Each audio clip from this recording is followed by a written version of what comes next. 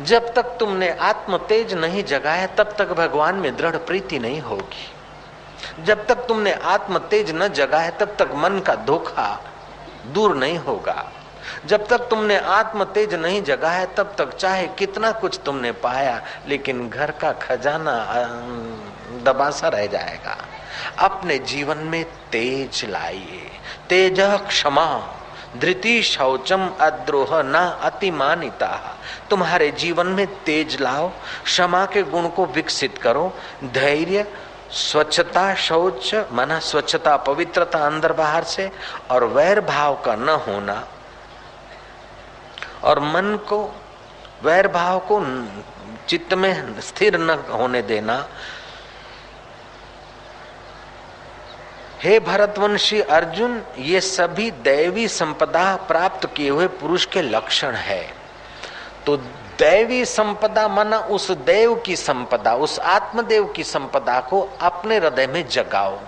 ज्यों ज्यों अपने हृदय में आत्मदेव की संपदा जगेगी त्यों त्यों उस देव में तुम्हारी प्रतिष्ठा होने लगेगी, उस देव में स्थिति होने लगेगी। जैसे अभी हाड़ मास के शरीर में स्थिति है, राग द्वेष में स्थिति है, चिंता शोक भय क्रोध में स्थिति है, ऐसे ही भगवत तत्व में स्थिति हो जाएगी तो मुक्ति का अनुभव यही हो जाएगा। बोलते कि तेज क्षमा, तेज खाने पीने और ठंडे प्रदेश में रहने से चेहरे की चमक तो आती है लेकिन उसे शास्त्रीय तेज नहीं कहा जाता है। तेज आता है सदाचार से, तेज आता है संयम से, तेज आता है सत्कर्म करने से, तेज आता है तेजस्वी स्वरूप का धारणा ध्यान आदि करने से। तो तुम्हारे बुद्धि में आध्यात्मिक तेज आएगा तो विकारों का प्रभाव क्षीण होता जाएगा। जितना आदमी निस्तेज उतना बाह्य प्रभाव ज्यादा पड़ेगा, और जितना आदमी आध्यात्मिक तेज से तेजस्वी होता है उतना बाह्य प्रभाव से अपने को निर्मुक्त कर सकता है। तो हे लक्ष्मण, अपने जीवन में तेज लाना चाहिए अपना कल्याण करने के लिए। मुझ में दृढ़ भक्ति का एक ये उपाय है कि जीवन में तेज और क्षमा का गुण। क्षमा का गुण अगर गृहस्थी जीवन में नहीं तो गृहस्थ की गाड़ी चलना भी मुश्किल है। जयराम जी बोलना पड़ेगा।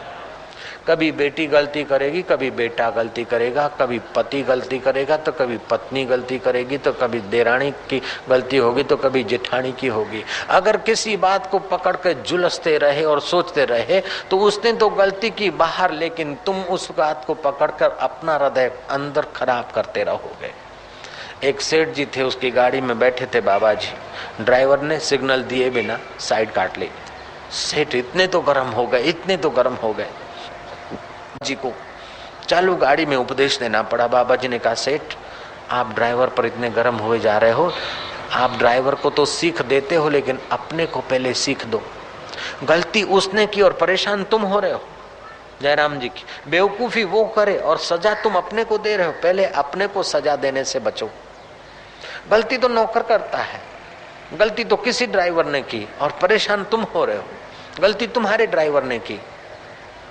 उसको समझाओ, सीख दो, मना नहीं है, लेकिन पहले अपने हृदय में क्षमा का गुण बढ़ाओ, धैर्य बढ़ाओ। मैंने सुनाई थी कहानी कि किसी पादरी ने कसम खाई, मैं क्रोध नहीं करूंगा, क्रोध नहीं करूंगा। तो उसकी धीरे धीरे प्रसिद्धि हुई और इलाके की सब 5-25 चर्चों का वो चीफ पादरी बना। फंक्शन हुआ, डिनर पार्टी हुई, भोजन समारंभ हुआ। जब वो बहरा नौकर जाकर ट्रे रखता है तो उस ट्रे की कटोरी में से रसदार कोई सब्जी के 2-5 बूंद गिर पड़े। पादरी के ड्राई क्लीन झब्बे पर जब वो रस के 2-5 बूंद गिर पड़े तो बस महाराज छुपा हुआ जो क्रोध था भड़का। 400 आदमी की इतनी बड़ी फंक्शन में इतने लोगों के बीच मेरी क्रेडिट मेरी खत्म कर दी, इसने इंसल्ट कर दिया, कितना बद्दा लगता है। सोचता विचारता परेशान हुआ है। अब क्रोध कसम खाने से नहीं दबता है, चिंता कसम खाने से नहीं जाती, अहंकार कसम खाने से नहीं जाता है। तो जैसे गाड़ी चलाने की सिस्टम न जानते तो चिल्ला चिल्ला के थक जाते तो गाड़ी चलती नहीं और पहियों को पकड़ने से गाड़ी रुकती नहीं।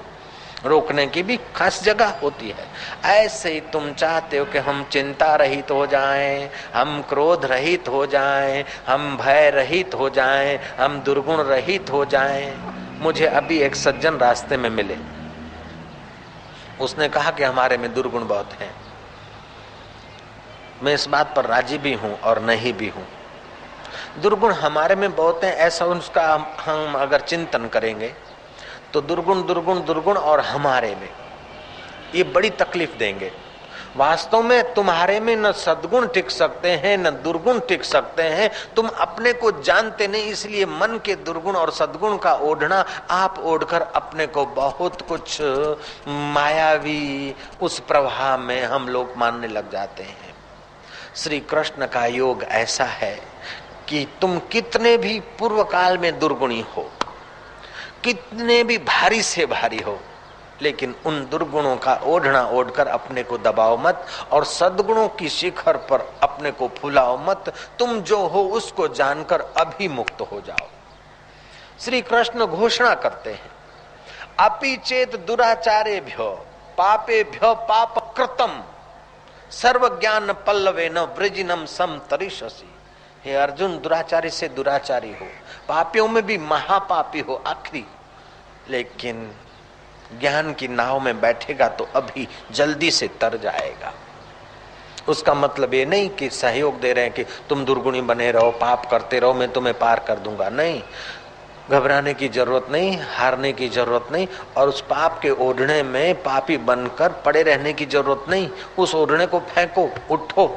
सूरज उदय हुआ है, रजाई फेंकते हैं। ऐसे ही जब ज्ञान का सूर्य तुम्हारे जीवन में आ जाए, समझ का सूर्य आ जाए, तो भगवान की कृपा के आगे तुम्हारे पापों की क्या ताकत, क्या कीमत। जब सदना कसाई के हृदय में परमात्मा प्रकट हो सकता है, धन्ना जाट के दिल में दिलबर प्रकट हो सकता है, राजा जनक के आगे ईश्वर प्रकट हो सकता है, उसके अंतःकरण में परीक्षित के आगे परमात्मा प्रकट हो सकता है, तो तुम्हारे हृदय में भी हो सकता है। जय राम जी बोलना पड़ेगा। Nothing is impossible, everything is possible. ये कौन सा उकदा जो हो नहीं सकता, तेरा जी न चाहे तो हो नहीं सकता। छोटा सा कीड़ा पत्थर में घर करे, इंसान क्या दिले दिलबर में घर न करे यार। ये बिल्कुल आसानी से हो सकता है, लेकिन इस मेथड को जाने तब।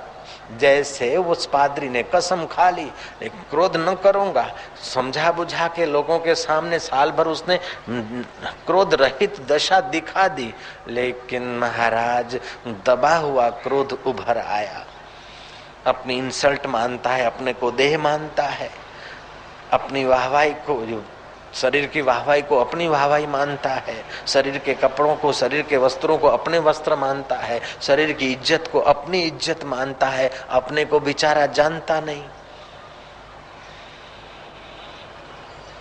देख रहा है कैसे भी क्रोध को दबाता है। मुट्ठियां भिड़ गई, आंखें लाल हो गई, रक्त वाहिनियों में रक्त तेजी से दौड़ने लगा, श्वास की रिदम भी बदल गई।